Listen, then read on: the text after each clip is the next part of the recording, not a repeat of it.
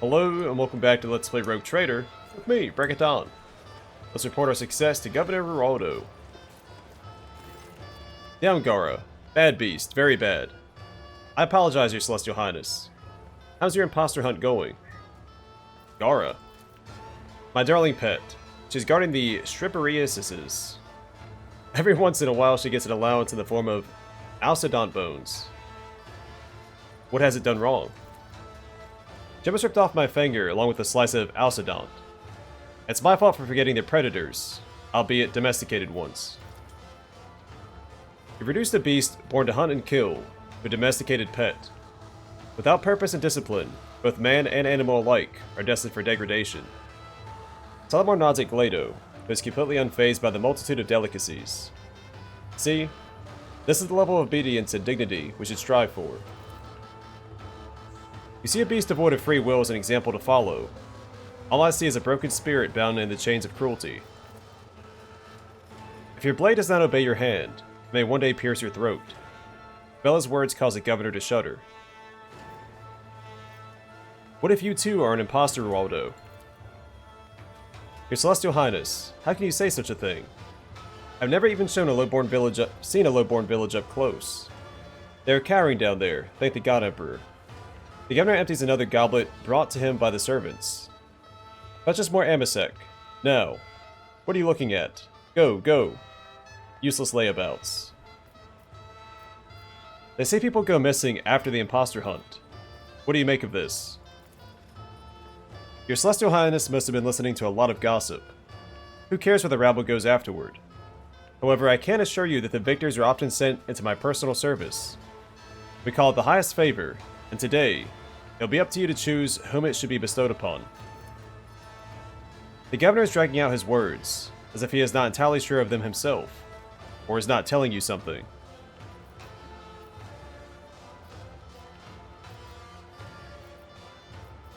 I've concluded my search. Delightful. I'll immediately summon the court for a final celebration of hypocrisy. And who knows, perhaps today, one of the imposters will be lucky enough to earn your favor.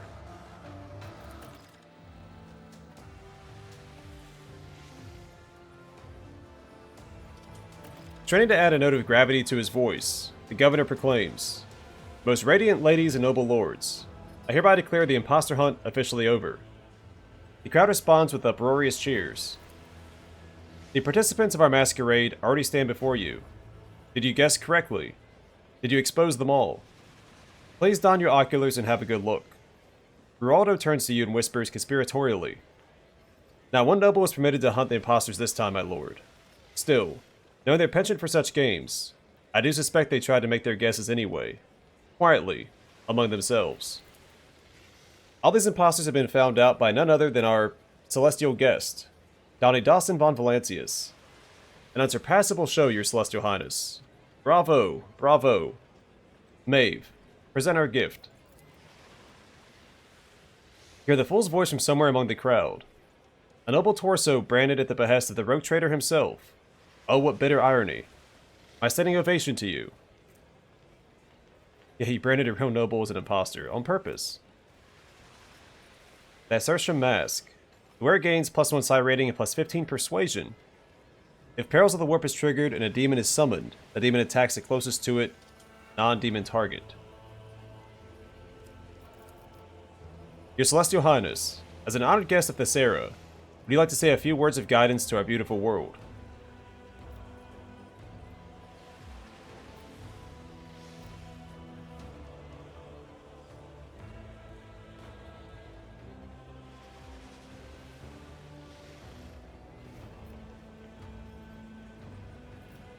May you be each other's pillars of support.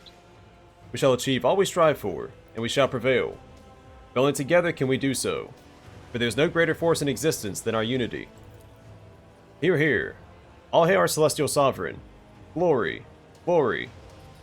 The masks extol you, roused by your words. That was a grand speech. Thank you. Ruoldo sniffles loudly, dabbing his face with a handkerchief. And now, good lords and ladies, the time has come to make the fateful decisions. There is not but one true reward, the highest favor, Any branded impostor desires. Please, your celestial highness, tell us. Is there among these people one worthy of the rogue trader's favor? What is the highest favor, Ruoldo? Is it part of the rules of the game? That is correct, your celestial highness. Whomever you grant your favor will be showered with all manner of honors and go to serve in the governor's palace.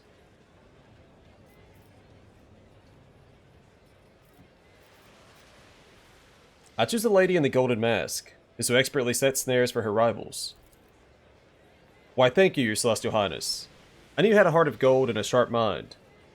The woman offers you a dignified curtsy and proceeds toward the castle.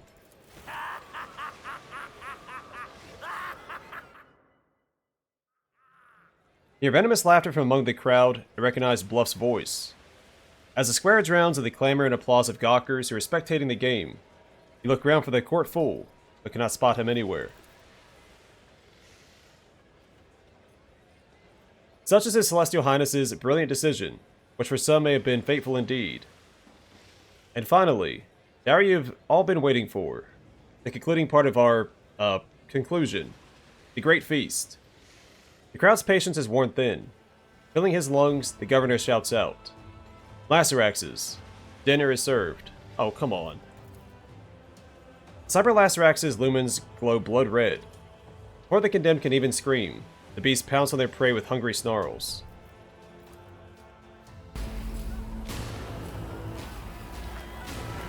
I did notice that they were all lined up around the crowd, and I'd speculated as much right after I sent the golden masked lady He tricks me! into the castle. Gotta stop! I'm the master! Maeve, help! Maeve, I'm sorry.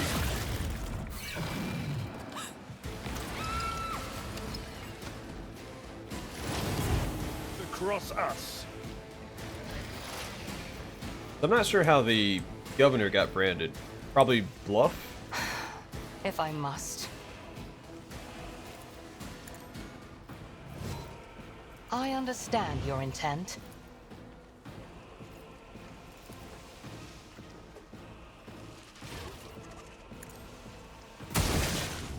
Oh, sorry, Cabela. Here. I'll brush this off.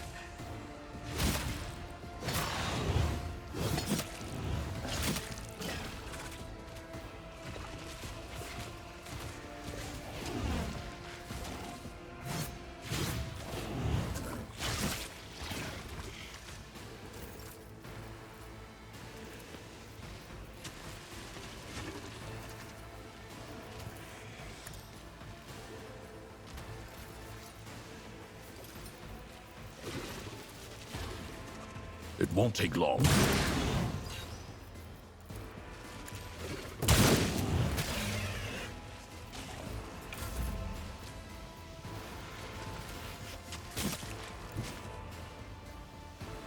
I will leave footprints of scarlet. The shadows will see it done. Trust me.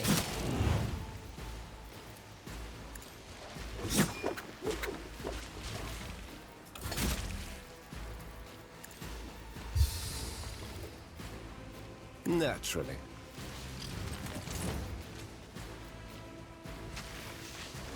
Let's see to it.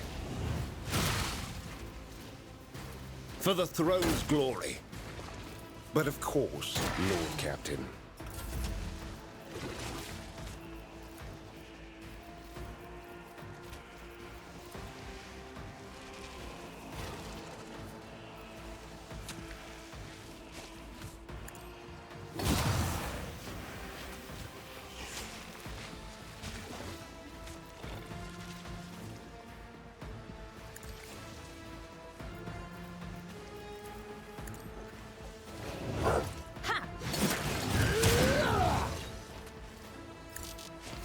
I'll see to it personally. A tactically sound approach.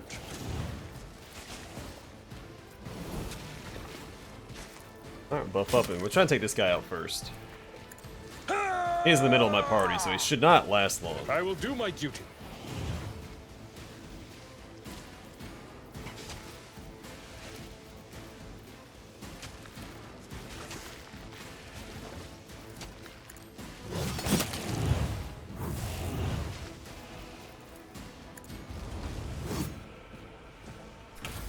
And another parry. Fantastic.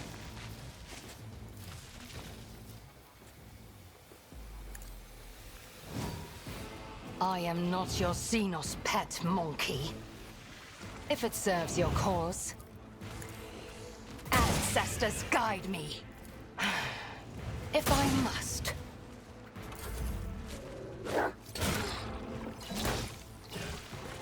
You're right, buddy.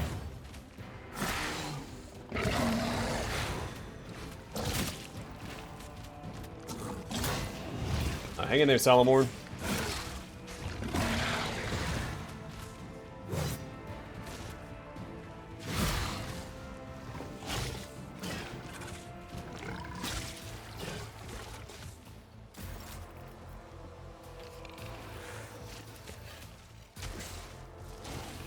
One of us would be enough.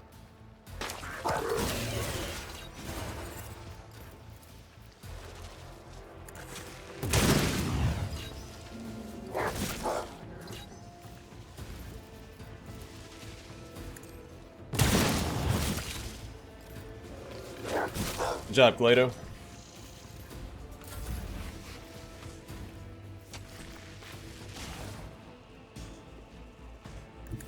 Run up this way and do Raining Blood.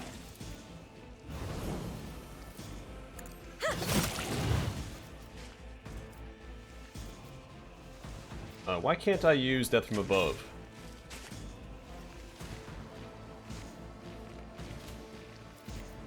Oh, well.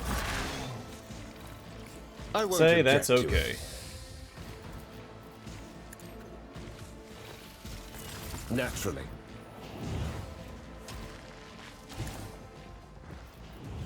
Let's see to it. More trouble than it's worth. I won't object to it.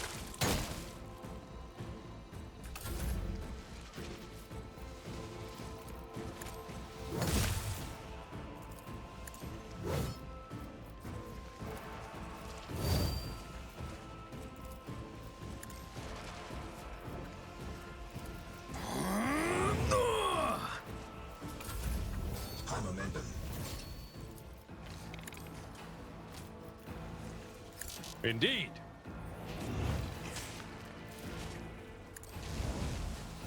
Target eliminated. Good job, buddy. This tedium is beneath me. I am not your Xenos pet monkey. Fortune favors the swift. My heart sings with the thrill of battle. Ancestors guide me.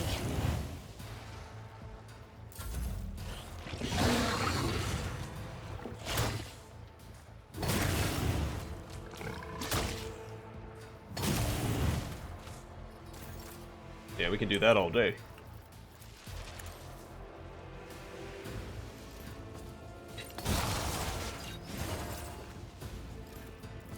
I'll take it as a priority.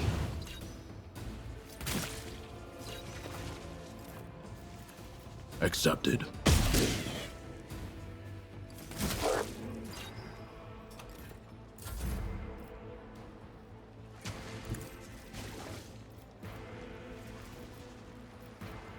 I shall not fail. Don't you die on me now! Oh, that was her. Okay, so Gar responded when he died. What happened was no accident. If my suspicions are correct, the arbitrator looks at his palm thoughtfully and holds it out to his cybermastiff. Glado, analyze.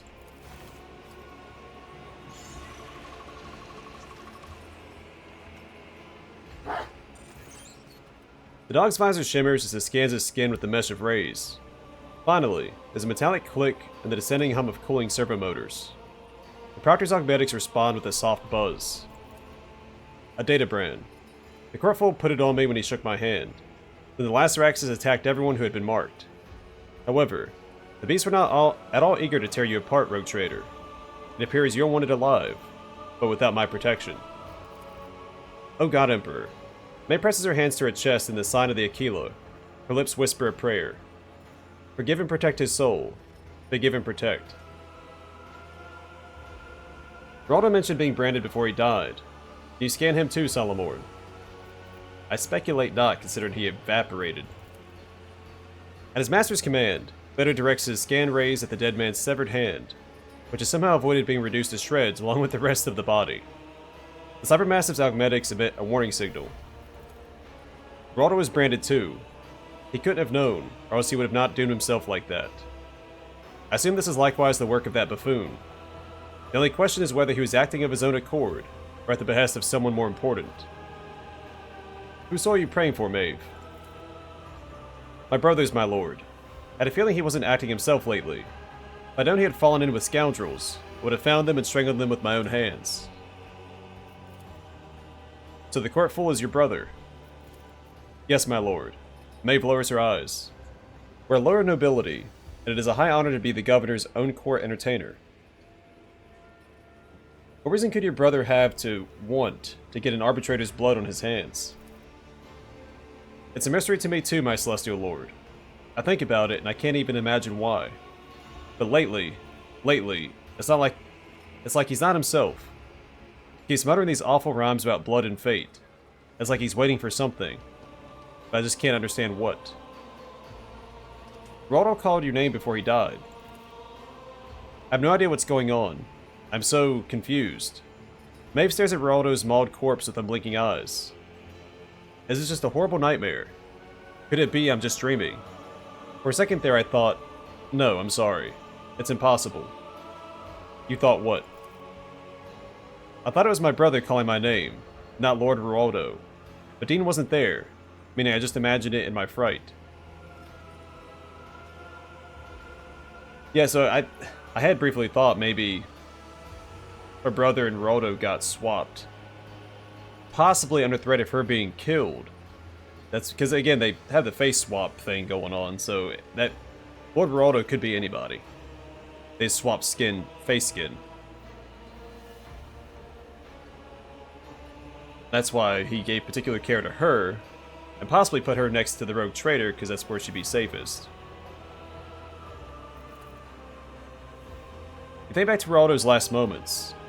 It is hard to tell for certain, but it really did seem as though his voice had changed, that it sounded younger and less strained, as if he had cast off a mask.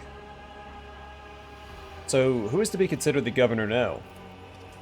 If only I knew, my celestial lord. If only I knew. Maeve's glistening eyes are full of shock. How do I know I can trust you, Maeve? I swear by the Emperor himself, I'm unblemished before you in spirit and thought. That is what any cornered heretic would swear to try to save their life. But I really had nothing to do with any of it, my lord. All I was told to do was entertain our celestial guests and chaperone them to the castle for talks. And instead, there's just gore and death everywhere. I need to take a look around. As you wish, my celestial lord. Synth feed. If the warrior ends their turn with any adjacent familiar, that familiar regains 2 wounds.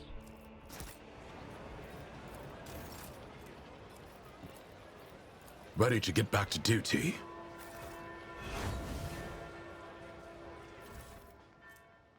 Dangerous neighborhood. The Servo Skull Swarm gains +10 fellowship. At the start of the Overseer's turn, enemies adjacent to the Servo Skull Swarm must pass a willpower resistance test with a +20 bonus, or suffer 1 stack of perplexed.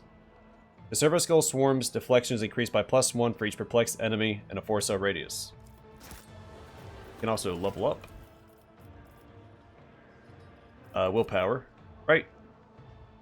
Might just do strength. Carouse. Persuasion would be good too. We'll do carouse. Abelard, toughness.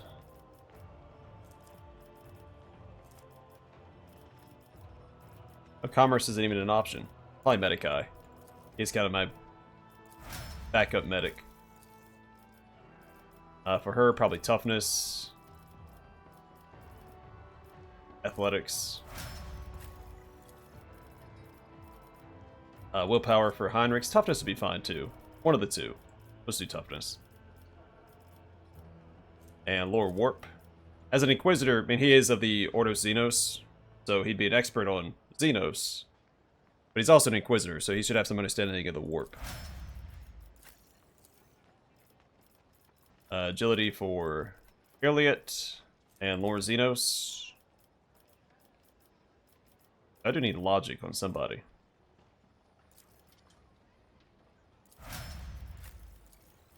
And Eldari are fairly logical. So it's not unfitting. Ballistic skill and perception.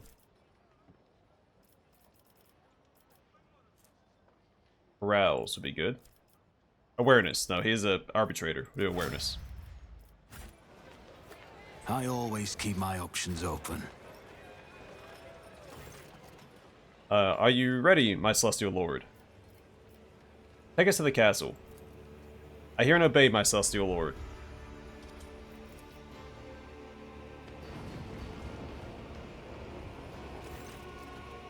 Please. May breaks off as Salomon walks by, brushing past her with his shoulder before examining the elevator with a fault-finding eye. Not daring to speak again, Yeoman makes a gesture of invitation and steps onto the platform herself. No sooner have you stepped into the elevator than a short metallic clang comes from somewhere above you.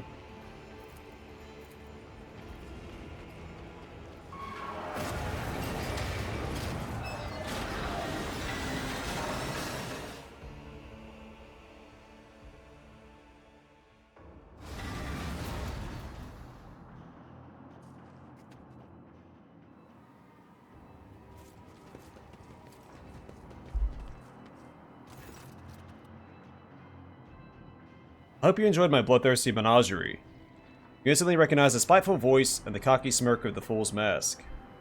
The arm that was mauled by the Cybermastiff at their first meeting hangs limply. He has not even bothered to bandage it. There's a gunshot wound in his shoulder surrounded by singed threads. His garish outfit is soaked with blood. So acting the buffoon. Some people never learn. Salomon gestures behind his back to the Cybermastiff, sending him off on a circuit along the wall. A pulsing light draws your attention. Against the far wall, an old man stands behind an ominous-looking altar.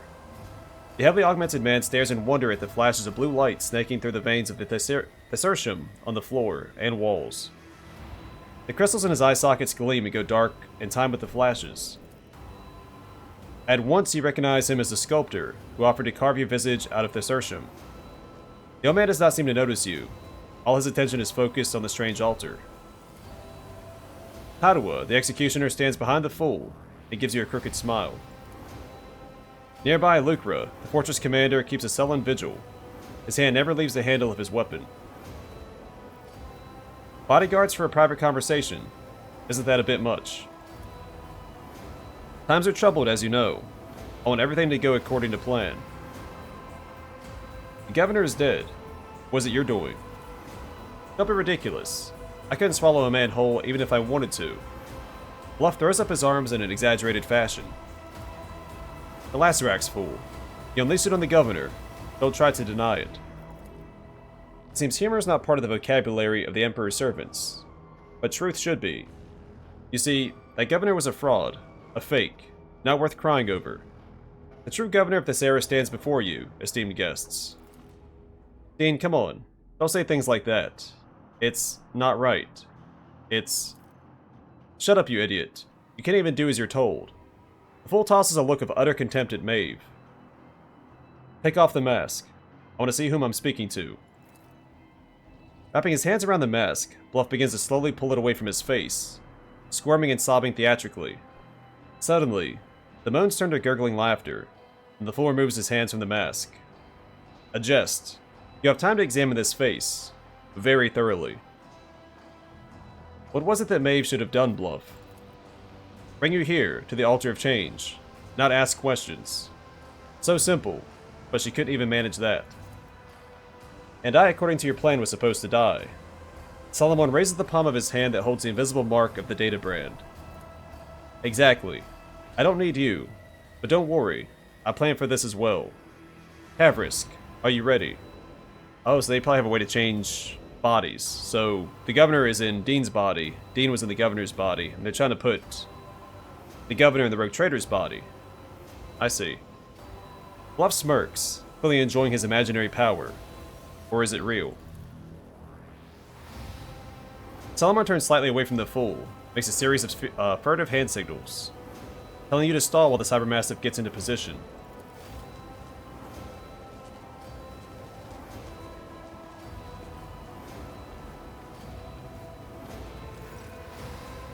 The preparations are complete, my lord. Barely able to take his eyes off the dark altar, the sculptor hobbles toward the edge of the balcony.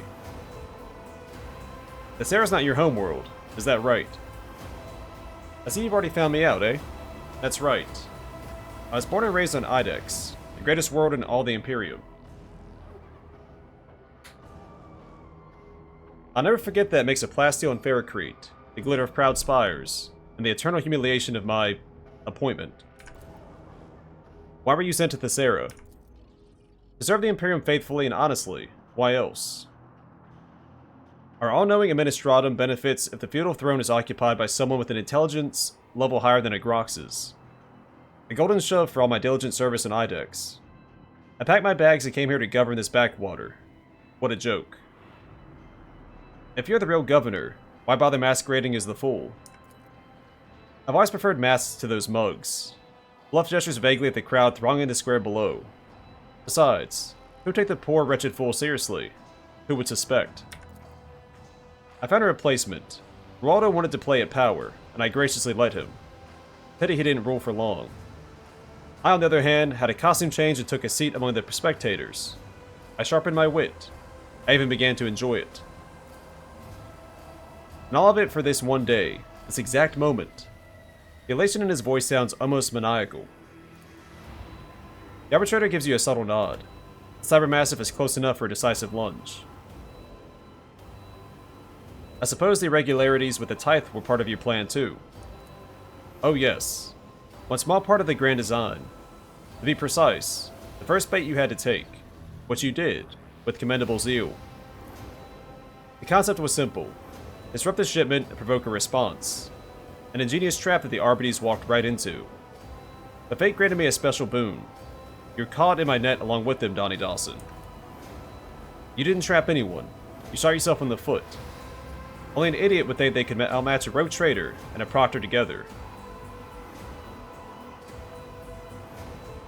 Described Gregorius' fault left some intriguing notes behind. In them, he appears to be describing the switching of bodies. Is that part of your plan? You're perceptive. My previous experiments were failures. You met some of them, particularly Fault himself. Remember the crazy mutant by the Phasmophorius? Oh, you should have seen your face. Mocking laughter erupts beneath the mask, making the fool's body shake all over. And you will. This time it will work. But what is the altar of change? The fool gestures toward the object in front of the sculptor. A great artifact, which Tavis carved from this planet's unique gift, the Sertium. Take a good look at it while you still can.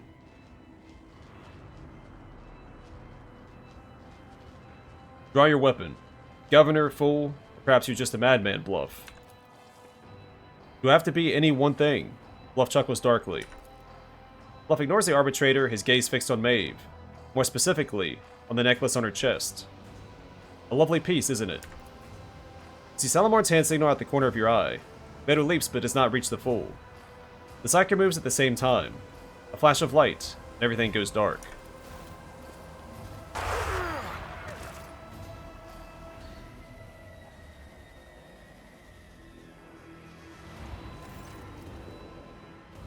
You're surrounded by the smell of old rust. The darkness reluctantly retreats. The pain comes first. Throbbing in your head, and the metallic taste in your mouth. And finally the feel of the hard floor, chafing your stinging cheek. Look around. You see Bluff through the bars of the cage. The mocking smile on his sinister mask seems to grow even broader. Or is it a trick of the light? Maeve, as white as a sheet, with a dark abrasion on her face, weeps quietly as she stands stock still beside the fool. There are markings on the floor at your feet, a crooked circle bordered by unholy symbols. Bluff is standing in the center of an identical circle. You hear a quiet, measured scraping sound, and an old man's muttering come from the depths of the hall. The few words you manage to catch sound nothing like Gothic. Rogue Trader, can you hear me? You turn to the voice. Salamon is trapped in one of the side cells. Apart from a bleeding bruise on his forehead, he appears unharmed. Salamon, are you alright? I'm fine. He looks away for a moment, and then back at you. Under Bluff's unwavering gaze, he cannot communicate any more clearly. The piercing pain in your head makes it hard to parse Salamon's cryptic signals. Maeve's necklace is more than just a pretty bauble, I take it. Much more. You see, with the right knowledge, the right tools, and some complex rituals, people can transform a simple, dirty blue pebble from the depths of this era into something truly special. However, it's a bit late for you to do anything with that information.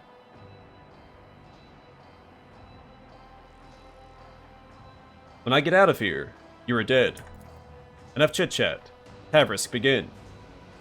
The old man with the Thesertium eyes, wheezing raspily, spews a torrent of unholy words from his toothless mouth, and the markings beneath your cage seem to breathe in, glowing with crimson light. Maeve's gaze leaps from you to Bluff to an alarm. Tear-reddened eyes widen as she realizes what is happening. Dean, stop. Her slight form crashes into the fool, pushing him out of the center of the circle.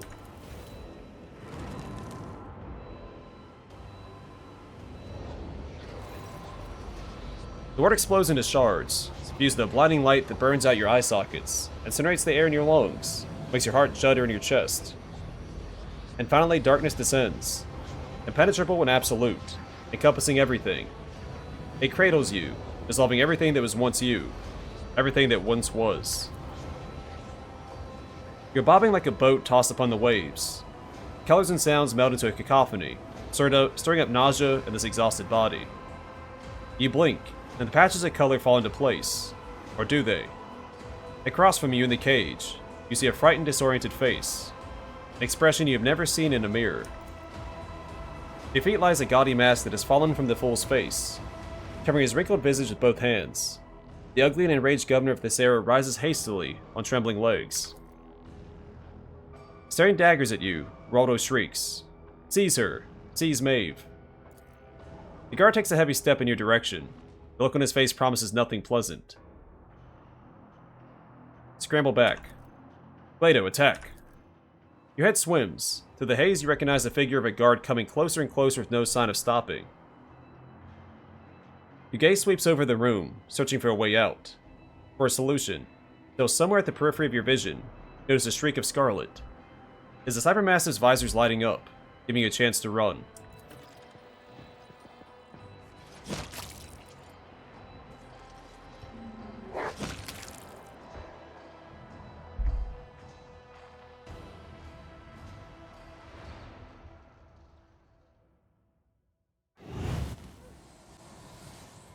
Your mind is a loose shard, cast out into nothing, screaming the voices of thousands of lives. Are they your lives, or do they belong to another? The blood cracks branch out, biting into every scrap of disjointed thought, ravaging, hungering to shatter what little of your own self remains. A cry gurgles in the depths, a plea to make the torment stop, while you dissolve into unconsciousness. But something has sunk its claws into you, keeping you in place, fusing you back together piece by piece. Methodically and tortuously, it continues to skewer the shreds of your identity onto the thread of existence in an attempt to outpace the all-consuming void. Your memories of the last several minutes are incoherent and painful. The flash of sorcery, the leap into the unknown, Salamon shouting something. He gave Glado an order, but what order was it? Any attempt that you make to process what happened only pulls you deeper into unconsciousness. You're wrenched suddenly out of oblivion by a blunt, merciless bite. You try to breathe and hear your own ragged wheeze. Sight gradually returns to you, and an angry horse's head emerges from the mist. You are back. You are alive. Focus your gaze. Slowly, your eyes begin to put together a sorted image. Everything around you is brown and disgusting. Hay, wood, blood, dirt, horse. The trapdoor you jumped down has led you to a stable. A stable is a place for peasants, not sovereigns. But somehow, your body remembers the sense of poverty. Your consciousness expands heavily, like sick lungs. You remember a large basket, bundles of food clutched in your hands, and the grateful smiles of the hungry. Push the horse away. Try to shove the head away from you, but your hand veers off. Your palms feel nothing, because the skin on them is just some unwieldy meat cover forcibly pulled onto your frame. Your fingers curl up of their own accord. Shout. Your shout is as thin as a death cry, and unbearably shrill. Still, it is just strong enough to make the creature stop trying to bite you and back off. Memories that are not your own tear into your mind, replacing your thoughts. It occurs to you that someone else used to scare all the monsters away. A big brother, so funny and always smiling. With some effort, you manage to force his gentle face out of your head. Feel your body. Your hand finds something on your chest, something so cold it burns your fingers. For a moment, you think that it is the real you, the shard of your will lost in the flow. But it turns out to be nothing more than a Thessertium necklace. As you look at it, the crystal stares back at you with its still blue eye. The fool's wrinkled face suddenly emerges from the reflection, and his gloating voice seems to hang at the edge of your awareness. This body remembers pain and electrified air. Something bad. Roll to the side. Your attempt at twisting your body around only ends in a racking pain shooting through your back. The most you can achieve is a lurch upward accompanied by a piercing crunch somewhere in the spine. Rise to your feet. You sway, as if from sickness, all your limbs feeling impossibly fragile. Scrawny legs, frail arms, these do not belong to you. This is a costume, and it is not yours. It does not fit your status, it is the wrong size, and it still carries greasy traces of its former owner inside. You overcome with the urge to tear off your flesh and throw it away like a worn glove. You dig unfamiliar nails deep into thin skin, trying to scrape someone else's face off yourself. The pain in your cheeks has a sobering effect. You see blood on your fingers. This may not be your body, but it can still prove useful to you. To complete the picture, you have no choice but to look into a nearby water trough at your reflection. You see familiar features. Some unnatural forces dragged you out of your body and into that of Maeve, Ruoldo's lady-in-waiting. Now that you've spent some time in this stable, you feel a little more accustomed to your new limbs. But where is your own mortal shell? Alright. I'm going to call it here. Next time we're going to get to the bottom of this. It looks like we're going to have Glado on our side. But either way for now, thanks for watching. I'll see you guys in the next one.